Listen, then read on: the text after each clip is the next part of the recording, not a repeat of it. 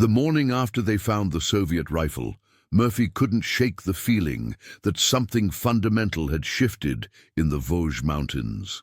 January 1945 had brought more than just the bitter cold that turned their breath into fog and made metal burn their fingers. It had brought a kind of desperate improvisation that would have been unthinkable back in basic training.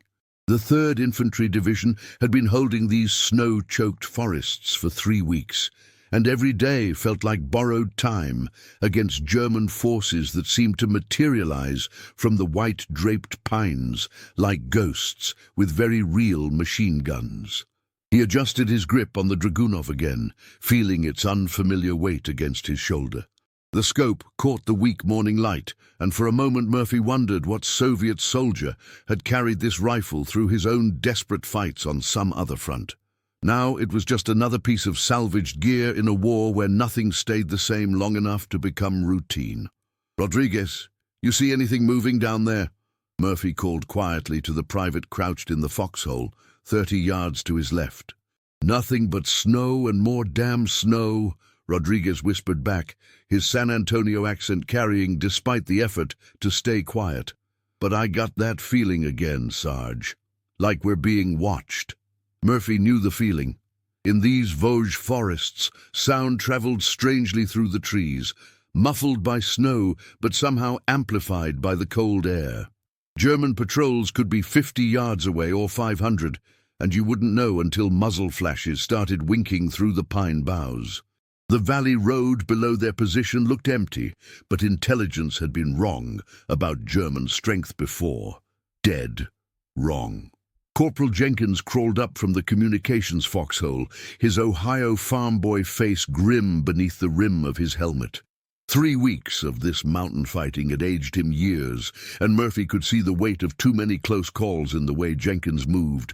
Careful, economical, like a man who'd learned that sudden movements drew fire. "Radio's crackling again," Jenkins reported. "Can't tell if it's atmospheric or if Jerry's jamming us. Battalion wants confirmation we're still holding the crossroads, but I can't raise anybody to confirm we received." That was the problem with this whole sector, Murphy reflected. The 3rd Infantry Division was stretched thin across these mountain positions, holding ground that should have required twice as many men. Company commanders were making decisions with half the information they needed, and squad leaders like Murphy were left to interpret orders that might already be hours out of date by the time they arrived through the crackling radio static. The crossroads below represented more than just 2 frozen tracks meeting in a valley. It was the only route suitable for armor between their current positions and the main Allied lines 2 miles back. If German forces broke through here, they could roll up the entire divisional flank before anyone realized what was happening. Murphy's 8 men weren't just holding ground. They were the early warning system for thousands of soldiers who didn't even know this particular stretch of forest existed. "Movement!" Jenkins hissed suddenly, pointing toward a stand of snow-heavy spruces across the valley. "Thought I saw something dark against the tree line." Murphy brought the Dragunov's scope to his eye, scanning the forest edge methodically. The Soviet optics were clearer than he'd expected, revealing details of bark and shadow that would have been invisible to the naked eye. For long seconds, he saw nothing but the natural patterns of winter woodland. Then, almost imperceptibly, a section of shadow shifted in a way that had nothing to do with wind. German reconnaissance. Probably a patrol testing Allied positions before something larger moved through. Murphy felt his chest tighten with familiar pre-combat tension, not quite fear, not quite excitement, but the body's ancient recognition that violence was approaching and decisions would soon be measured in fractions of seconds. If stories like this make you imagine what you'd do under fire, tell us in the comments how you think you'd react in this situation, and stay with us for the next chapters.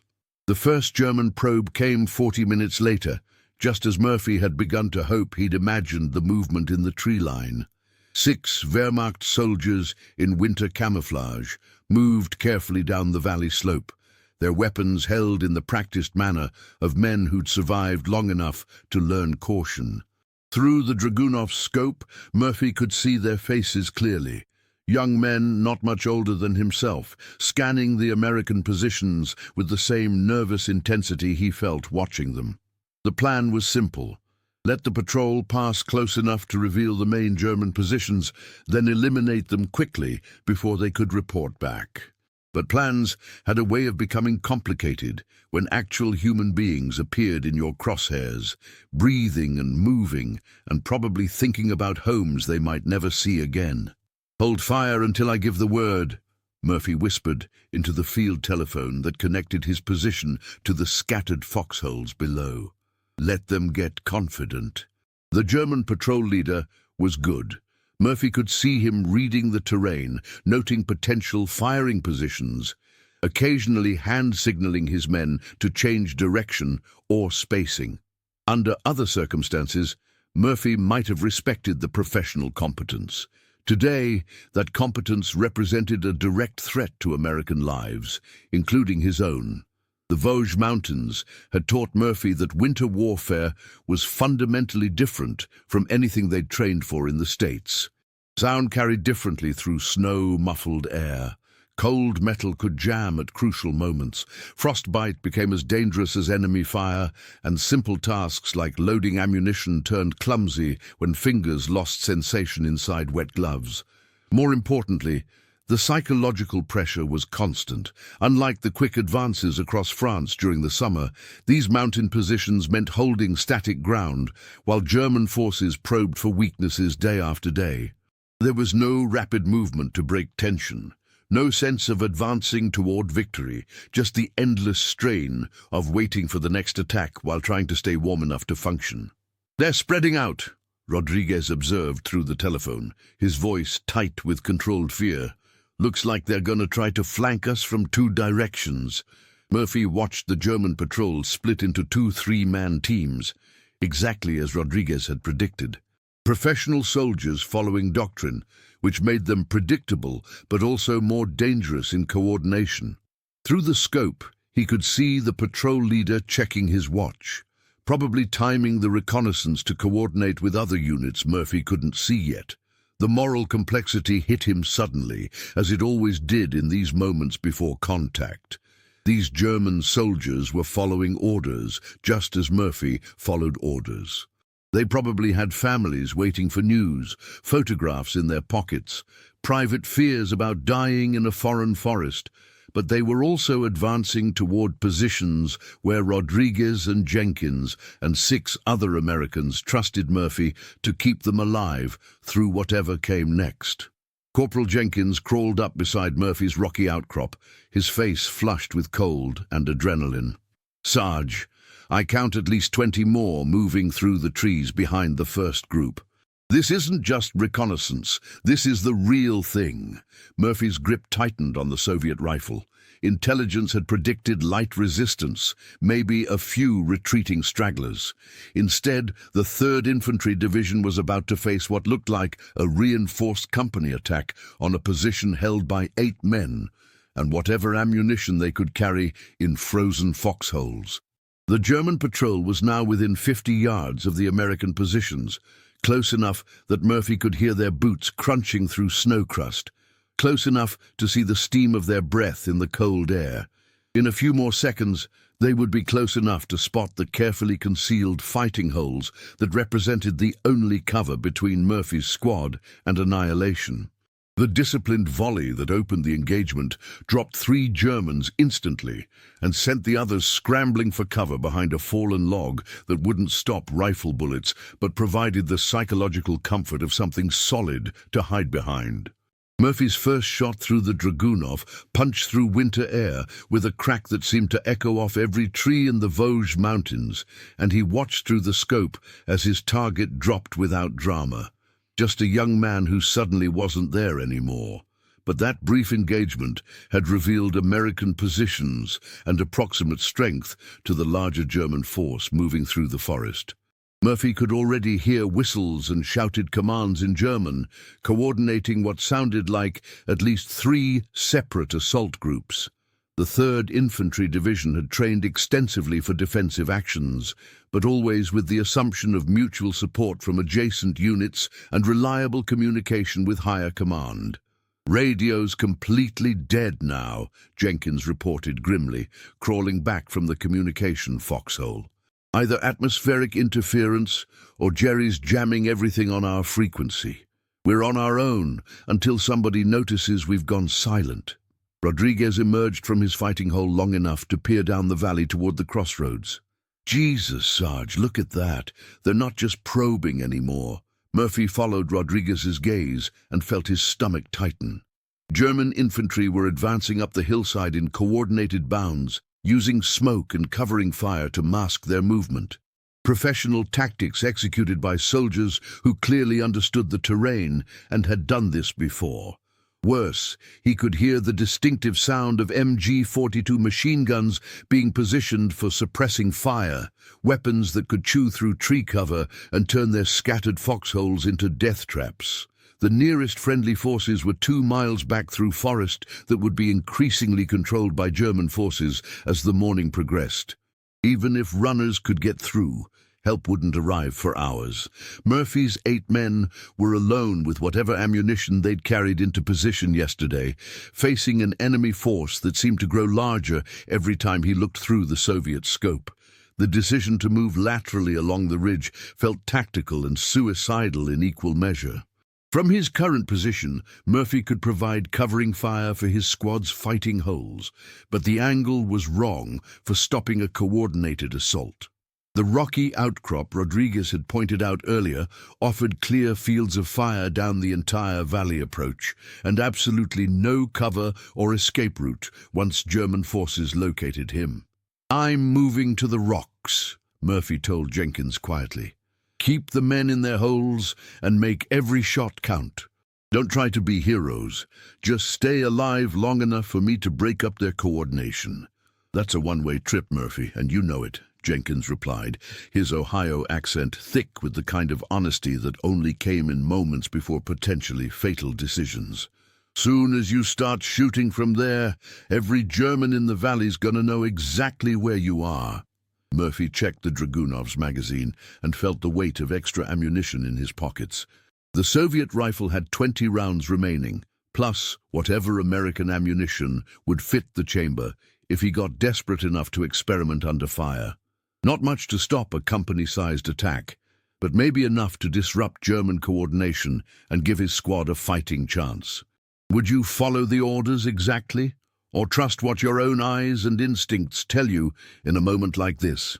Comment which path you'd take, and share this episode with someone who loves real human stories from history.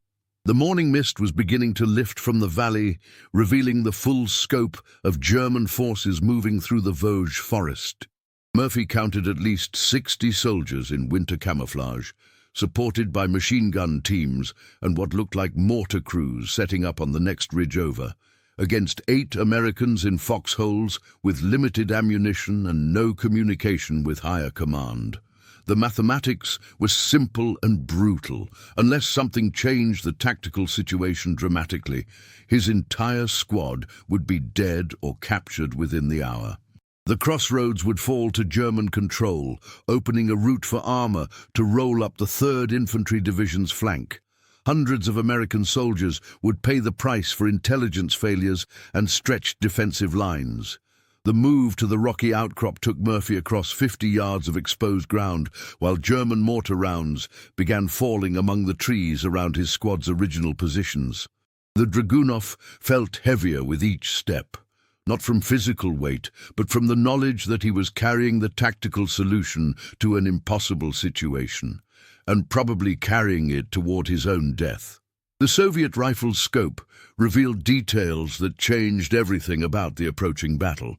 German squad leaders were using hand signals Murphy recognized from intelligence briefings, coordinating their advance with the kind of professional competence that came from months of winter fighting. These weren't desperate stragglers. They were experienced mountain troops who understood exactly how to reduce American positions systematically. From the rocky outcrop, Murphy had a clear view of the entire German assault formation.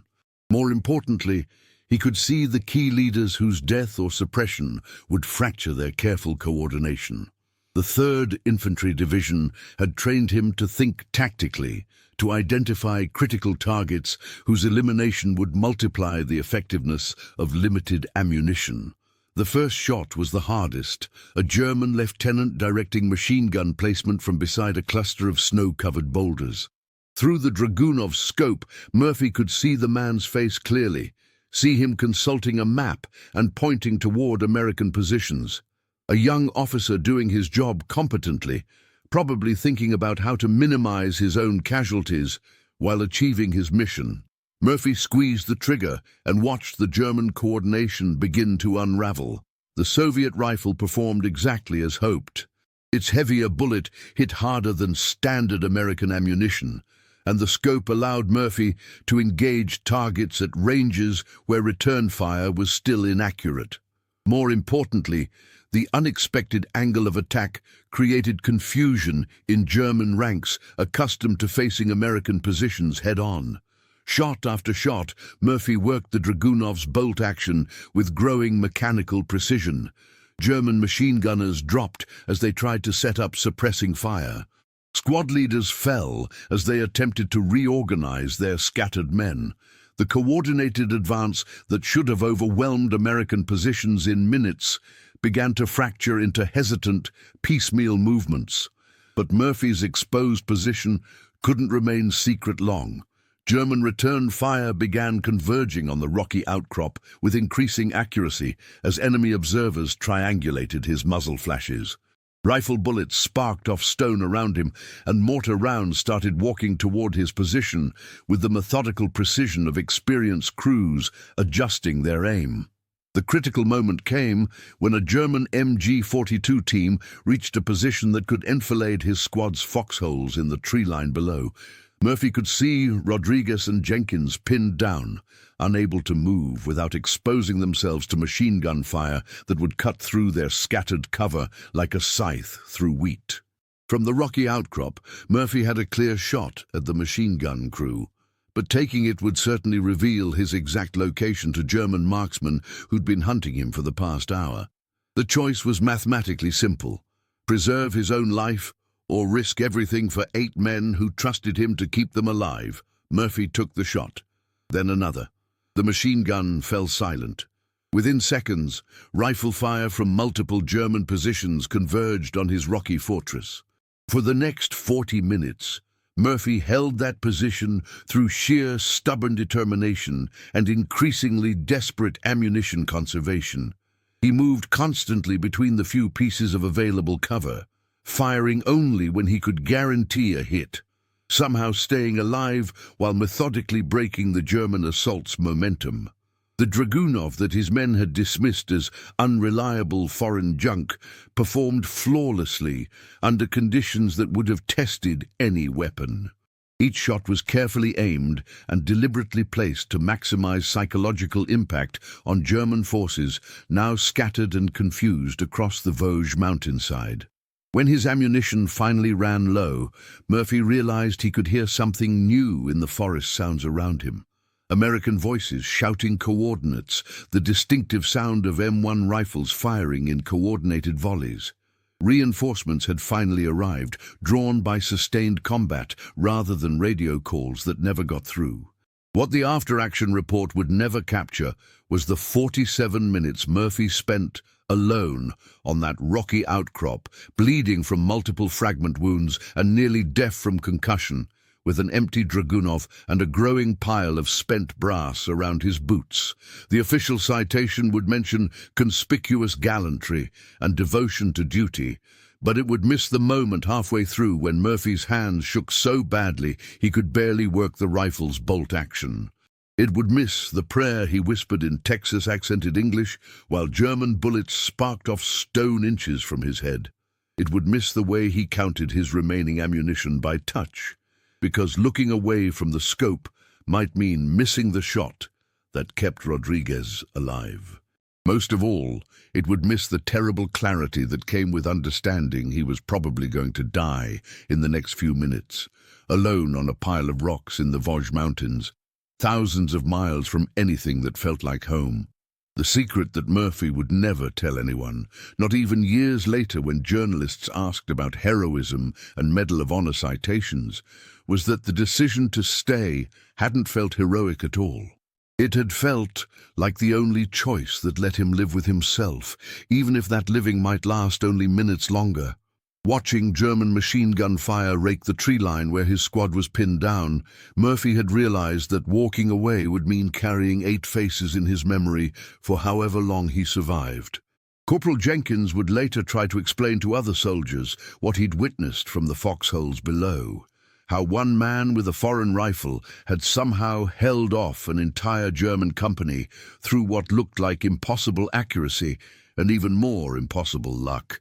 But Jenkins would never find adequate words for the psychological impact of watching someone refuse to break under pressure that should have been overwhelming.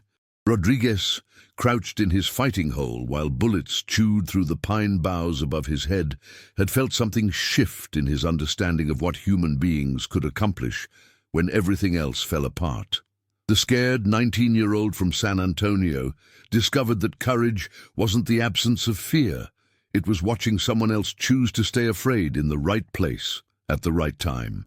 The 3rd Infantry Division's official records would show that a single NCO had held a critical crossroads against superior enemy forces, enabling the successful defense of divisional positions in the Vosges Mountains during January 1945. Clean sentences that transformed 47 minutes of terror and desperate improvisation into a paragraph suitable for training manuals. But what really happened during those minutes couldn't be reduced to tactical analysis or heroic narrative. Murphy had discovered something about the mathematics of responsibility that would follow him long after the war ended. Given a choice between personal survival and the abstract possibility of keeping other men alive, he had chosen to trust that staying on those rocks mattered more than getting off them safely. The relief force that finally arrived found a hillside littered with German casualties and 8 American soldiers still alive in their tree-line positions.